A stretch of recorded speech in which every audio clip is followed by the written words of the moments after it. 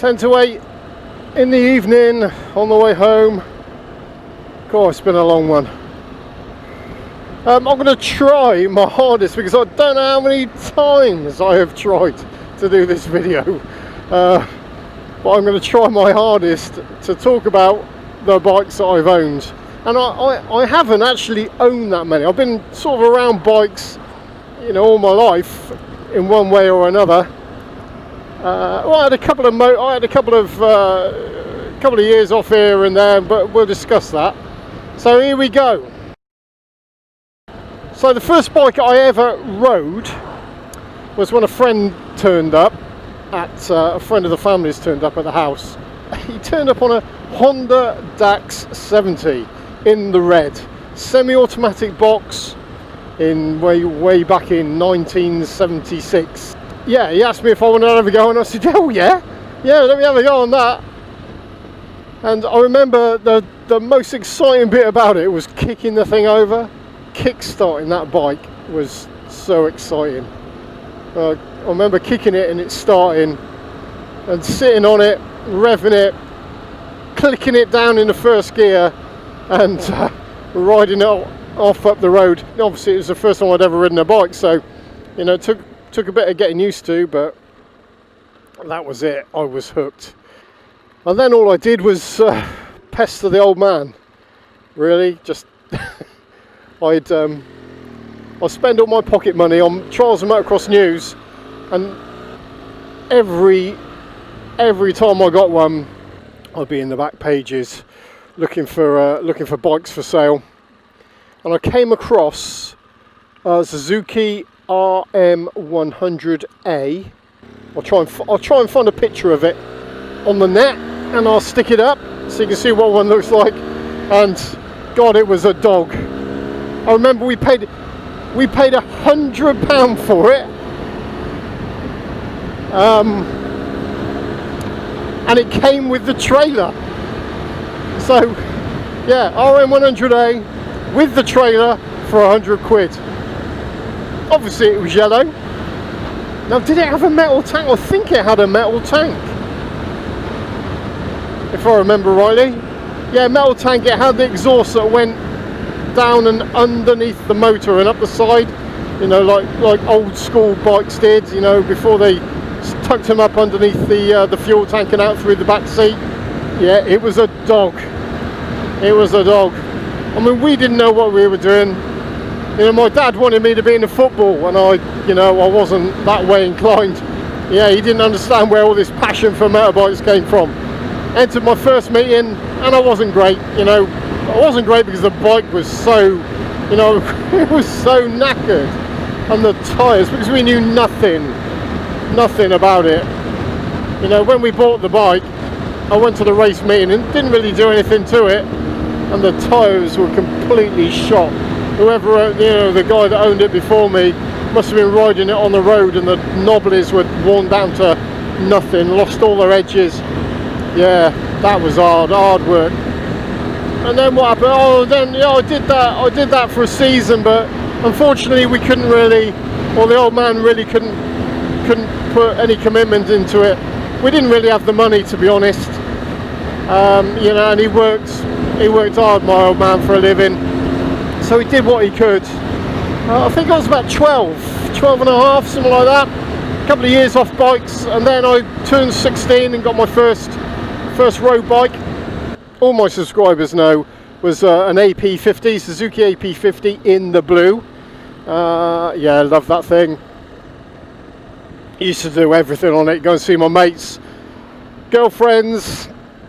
Yeah, God, used to knock about on them all the time. There was bikes everywhere. You know, no CBT back in those days. We just had our provisional license. Yeah, I remember I turned 16 and there was my bike. I had it all ready. Paid £50 for this Suzuki AP50 back in the day. £50. You can't even get a push bike for that these days, can you? So I rode that for a year, then I turned 17 and got myself a DT125 LC in the red and white.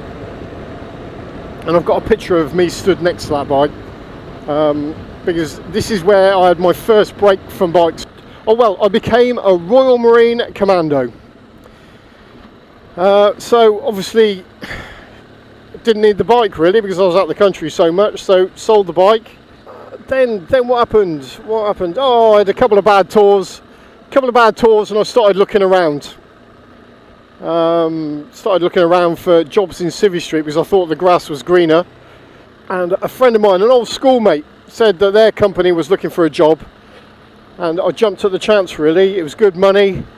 Anyway, came out of the Marines, started my new job, bought a Honda CR250, got back into motocross, and I also bought a Kawasaki ZZR 600 in the black and blue. That was my first big bike. Oh, I haven't told you. Oh, when I was in the Marines, I passed my motorcycle test. And my motorcycle test consisted of racing this sergeant around Plymouth on an Armstrong 500. You know, with the weapons cases. Yeah, that was that was my test. Yeah, I remember getting back to the camp and going, well done, son. That's you passed. Sign there. Thank you very much. And that was it really. Yeah, never look back. Get back into motocross and buy a ZZR 600. And then I don't know how many months later, it wasn't much longer later, I got made redundant. So I came out of the Marines, joined this company, got made redundant. I've got a mortgage and finance on a Kawasaki ZZR. And oh my God, I didn't know what to do with myself. Obviously panic set in because you've got things to pay for. So I thought, well, I'll try and find myself a proper job. I'll become a motorcycle dispatcher on my ZZR, you know, just to bring some money in. And that was yeah, what I did really. I went to a local dispatch company, same day courier company, and started dispatching my ZZR, put loads of miles on it, and started to get some money back in. You know, it's a hard way to make a living. If any of you have been couriering all year round, you know, you've got all the expenses to pay for, your fuel and everything. It's your insurance, it's all got to come out of your own pocket.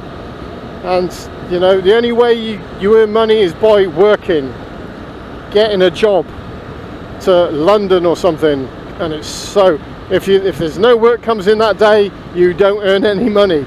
It's a tough old game. That dispatching. But anyway, I slogged away at it, did loads and loads of hours, started to get some money back in, started to get back on my feet, and eventually I started to run the company. Well, I ended up running the company because out of default really, because there was no one else to do it, so I basically stepped into the role. So, you know, it then became, you know, a secure income. Oh yeah, while I was couriering, before I became the manager, I want to take a picture here. Back with you in a second. Oh, can I not get in there?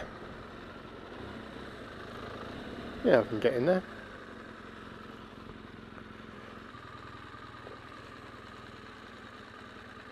Thought it was a nice place for a picture. Chuck it on Instagram. If you don't follow me on Instagram, please check me out. All at Kaiser Wilhelm. All the links are down below. I love that bike. I don't know if I've ever said that before. The stuff you've got to do for social media. Anyway, where were we? So, yeah, so while I was couriering the ZZR, I started feeling sorry for it. So, I bought myself a Honda, right, please don't laugh, a Honda CX 500. God, I hated that thing. Yeah, Shaft drive, reliable, bit of a plodder.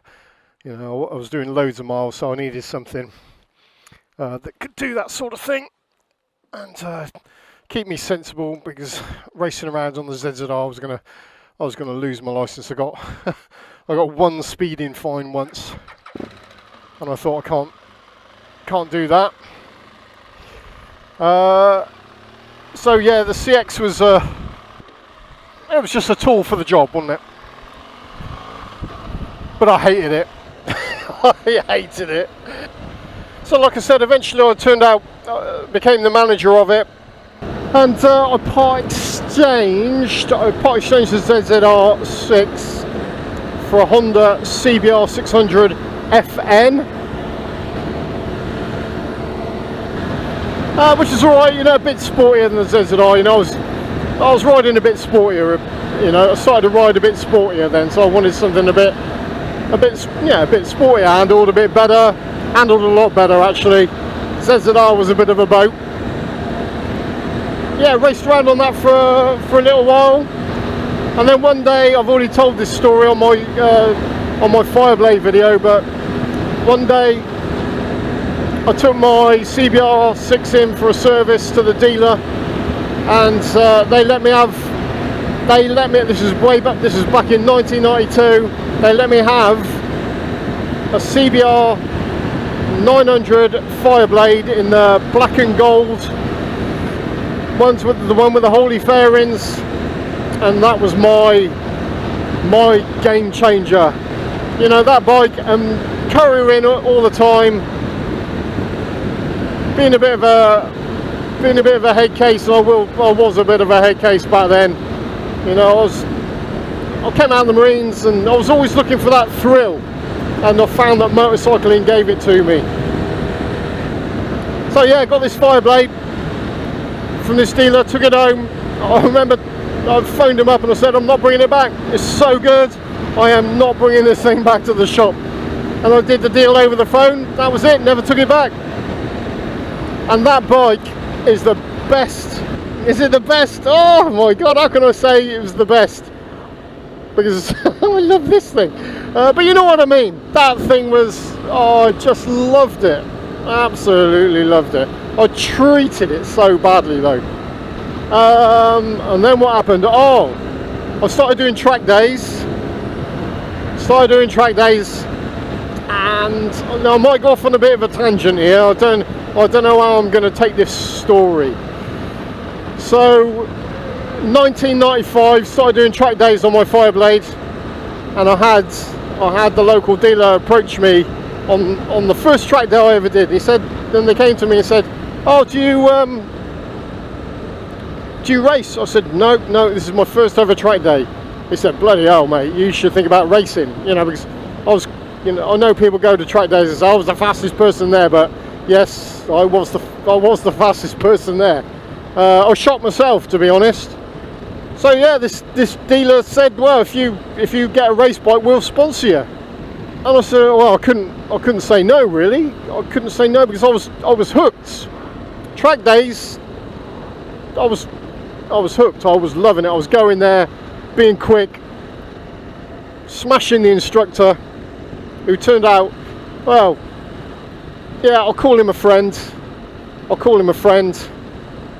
We fell out numerous times over the years, but anyway, that's a different story. And how should I take this? Yeah, see, this is where I went wrong. This is my naivety. So yes, they said they'd sponsor me. They painted the bike up in their colours and everything, so I was plastered all over them. The bike was plastered in all their colours, and in the end they didn't give me anything. They let everybody see that I was on one of their bikes, which I wasn't. I was on my own bike. But I won a championship on it. I was man of the meeting twice in my first season. So I was quick. I was a quickie.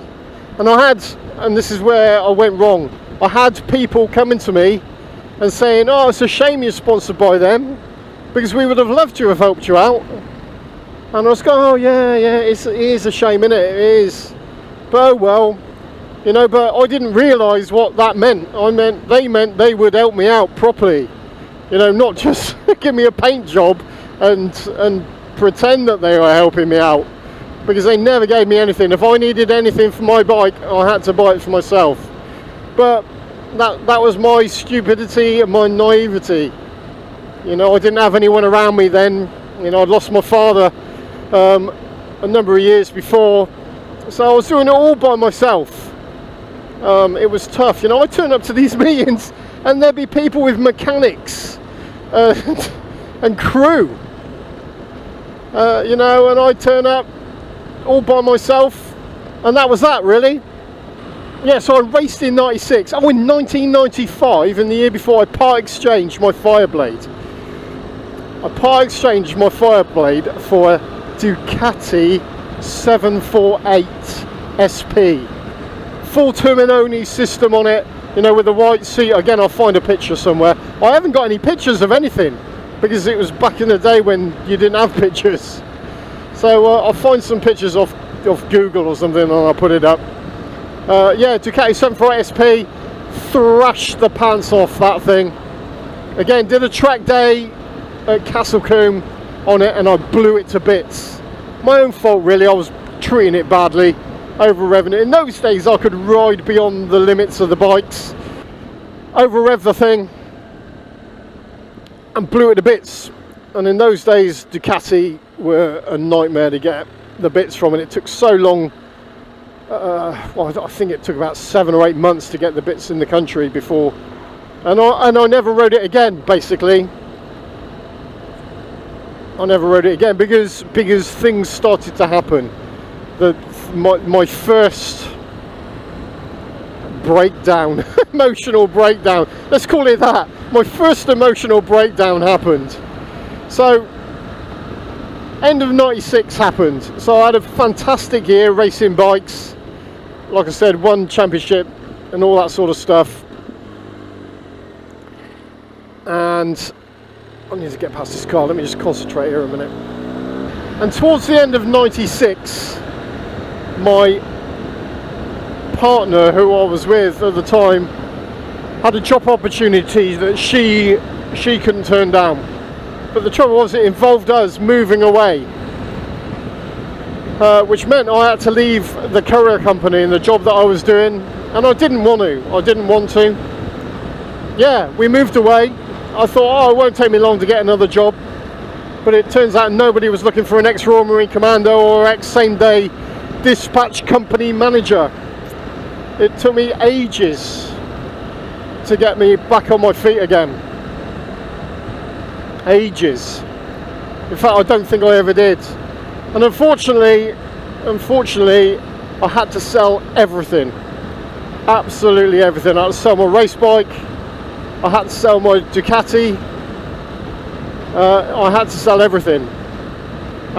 It was a tough time. I made some very bad life decisions in 1996. Eventually I got a job in a motorbike shop in this new town. Yeah, I sort of got, you know, I was stuck with bikes. You know, I was desperate to get back into racing.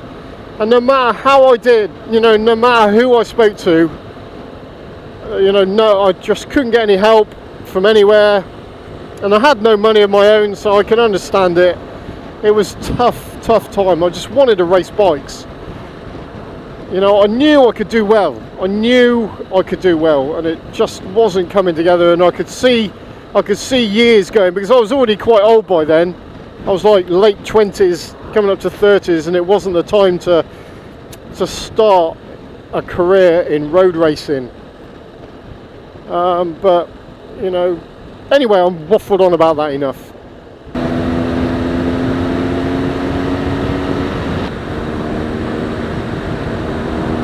So where are we now? Right, yeah, lots of years. So I didn't own a bike again for a lot of years. I was obviously riding around on certain demonstrators and things like that from this motorbike shop, but I didn't own a bike again until I approached Fowler's Motorcycles in Bristol. You know, because I knew somebody in there. I approached them, and they took me on as a salesman. And I was commuting from where we moved to Bristol every weekend on the bike, because I bought a Yamaha R6 in blue. Hey, didn't like that either, really. I don't know why I bought it. Really didn't like it. Really revvy. Gearbox was nasty. But you know, it was the right money at the right time. You know, and it was me back onto a bike. So yeah, struggled with that for a bit, and I got knocked off it commuting into Bristol one day.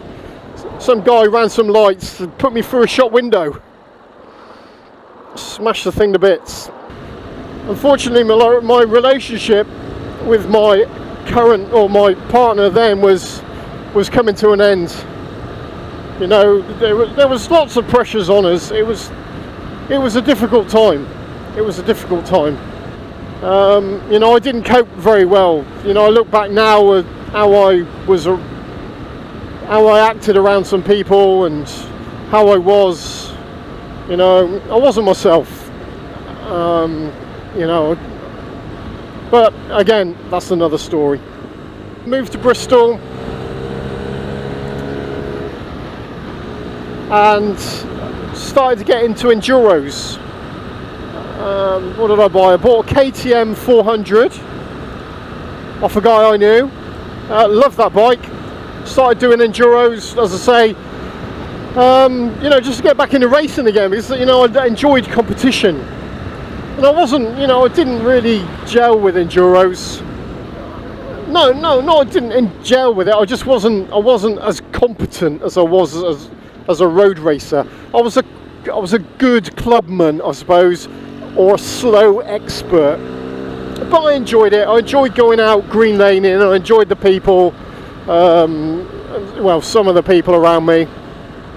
Yeah, so yeah, got into that, did that for a while, and then, God, then what happened? Oh yeah, and then my mum got ill, bless her, and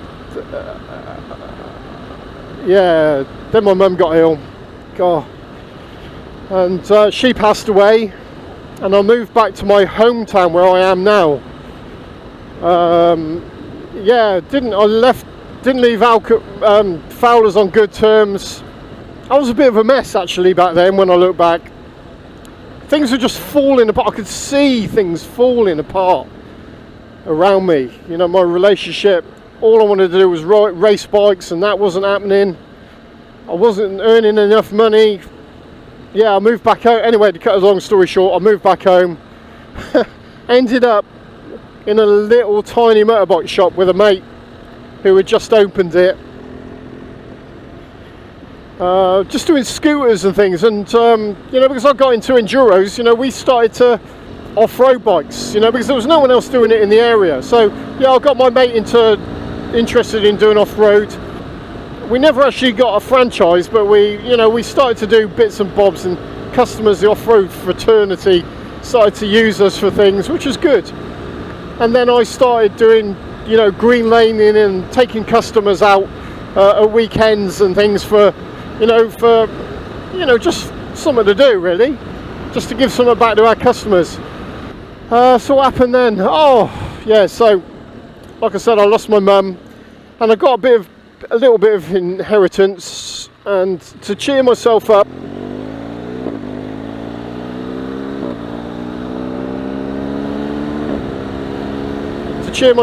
I bought myself Suzuki GSXR 1000 K3 in the white, blue and black.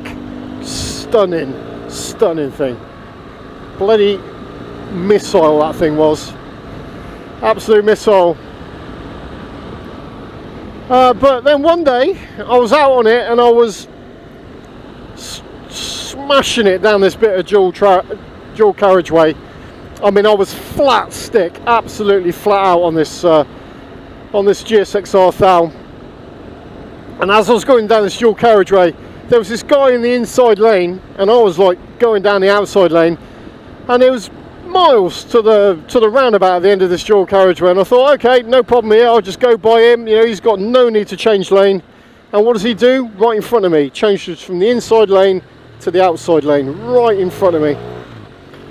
And I'm on the brakes, and the bike's squirming, and I just miss him. I just got up the inside of him, and I'm travelling so fast, and he's travelling so slowly that I don't think he even registered that I was there, you know. And it's my own fault, you know, my own fault. I was going bloody fast, you know, so I've got no excuse. I couldn't blame him, you know, even though he should have seen me, but, you know, lights on and everything. But no, he probably just didn't register how fast I was going. So anyway, got to the end of that bit of dual carriageway, went round the roundabout, took the bike home and sold it. And that was it for a number of years. Got myself a proper job, the job that I'm doing now. But for my Suzuki GSX-R, I had 11 years off a bike. Yeah, 11 whole years off a bike. You know, and now, you know, I can't believe that. But it wasn't until a friend of mine or a colleague, he passed his motorcycle test, and we started, you know, talking about, oh, if you ever got back into bikes, what would you get? And I said to him, oh, I'd probably get a Honda VFR 800 VTEC, you know, in a particular blue that I like. And he said, oh, there's one for sale in the motorbike shop opposite the train station, the one I get off when I commute to work. And I said, oh my God, have a look at that when I get home. So what do? I get off the train one day on the way home from work, walk in this bloody motorbike shop, have a look at this VFR and buy it. Just like that, and buy the bloody thing. After not thinking about bikes for 11 years, I walk into a motorbike shop, and just like that, I go and buy a bloody VFR 800. Hadn't even told the wife. I get home and I tell her, I said, I've just bought a motorbike. She said, you what? I said, I've just bought a bloody motorbike. Yeah, I had the VFR for a year. Did a tour to Germany on it, actually, with some colleagues who go away regularly. I must do some more tours with them. And one of them had a GS, and he let me have a go on it. And I thought, yeah, that's for me. I like that. I quite like that GS. So, yeah, part exchanged, or I sold the VFR and bought myself this. And I haven't looked back. I love this thing. And yeah, I've had this now, what, for 3 years? 4 years, is it? 4 years, I think. And I love it. I love it. It does everything I want. Absolutely everything I want. It keeps me sensible, takes the missus on the back, takes all the shit that I take away with me when I go away because they're massive panniers. It's comfortable. It can deal with the shit roads that we've got these days. So it does everything I want. Absolutely everything. I can't imagine not having this in the garage. But like I said, after everything that I've done on bikes, the full chavs. After everything I've done on bikes, road raced, motocross, enduroed, sold them, loved them. Yeah, like I said, I had 11 years off and now I'm back on them, and I can't believe I had 11 years off. You know, the passion is back. And like my subscribers know, I would have other stuff.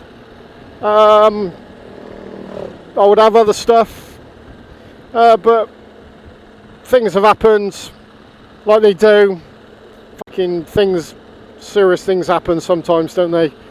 And it's sort of it's knocked me for six again, you know. But you know, I'm sure we'll carry on from it. Anyway, I don't want to talk about that. So anyway, that's it. Here we are. I think I've covered everything. I've had other bikes in between, I'm sure, but I can't think what they are. But thanks for watching. Please check out all my social media. I'll be really grateful. I could do with some followers. I smash that Instagram. I don't get anywhere with it. So if you're on it, please check me out. I'm on Facebook as well. Like I said, all the links are down below. But thanks for watching. I do appreciate it. And if you got to the end of the video, thanks for watching it all the way to the end. It's really appreciated. Okay, right, that's me. I'll catch you guys soon. Cheers for watching as always. Ta-ra for now.